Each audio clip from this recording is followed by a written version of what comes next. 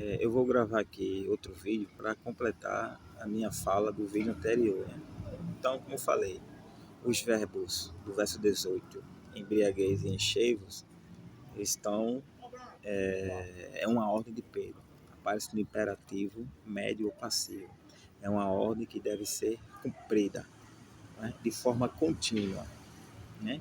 E a voz média ou passiva, que os dois verbos aparecem, na voz média, é uma ação que eu faço a favor de mim mesmo, ou seja, obedecer a ordem do apóstolo, não me embriagar e me encher do Espírito Santo.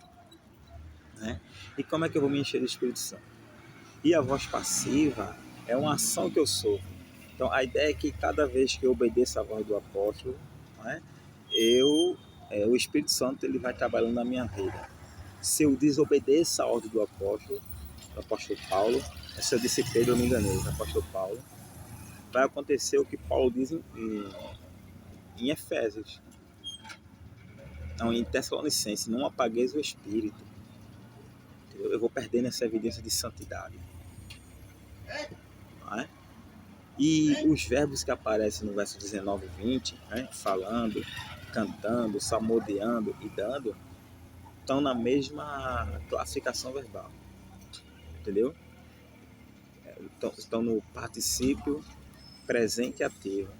Então, esses quatro verbos que aparecem no verso 19 e 20, falando, cantando, salmodiando e dando, são verbos que são verbos regidos pelo verbo principal.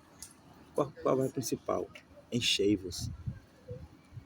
O verbo principal é encher. Então, eu só vou me encher do Espírito Santo se eu falar, cantar, né, e salmodiar. A ideia é de união. Se eu não tiver união com meus irmãos, eu não vou encher do Espírito Santo. Muita gente acha que é cheio do Espírito Santo porque fala língua, que profetiza. Não, tem diferença. Eu vou trazer a diferença sobre ser cheio do Espírito Santo e estar cheio. Entendeu? Um traz a ideia de santidade e o outro traz a ideia de uma ação específica naquele momento. Lembra de Sansão. Sansão era homem que recebia o poder do Espírito Santo, mas era o quê? Era um prostituto, era um cachaceiro. Mas tinha um momento que o Espírito Santo se apossava dele e fazia determinada obra. Isso acontece hoje, entendeu? Com os regenerados. Vou explicar mais tarde. Então, nesse vídeo 6, eu quero deixar isso claro.